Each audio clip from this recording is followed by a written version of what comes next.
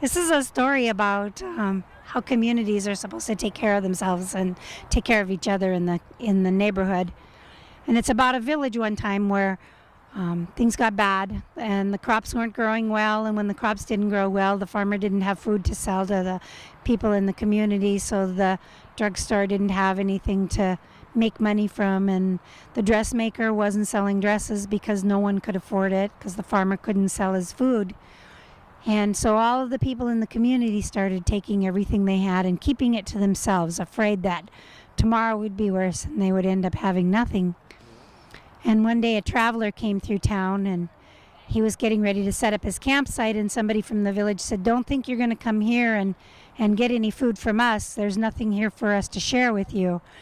And the traveler said, "That's okay, don't worry about it. I'm going to make a delicious pot of stone soup."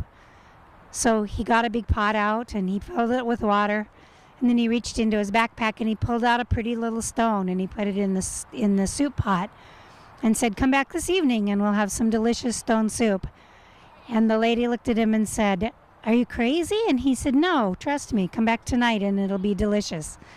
So the lady left, and a little while later she came back and she handed him an onion and said, "Your stone soup might taste a little better if you put this onion in there with it."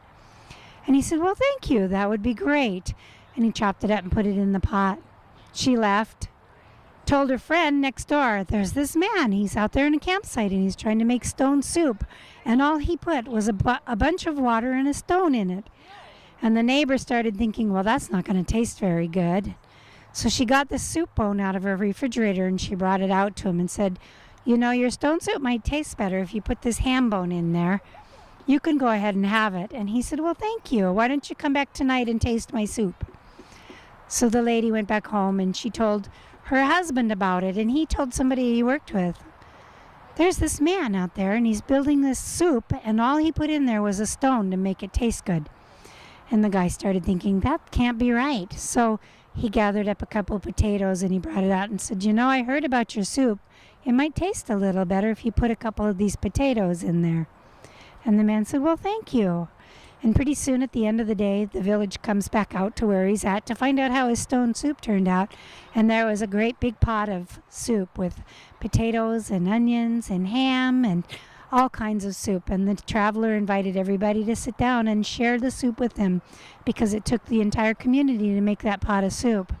And the community realized that if they didn't have each other, then they would have absolutely nothing.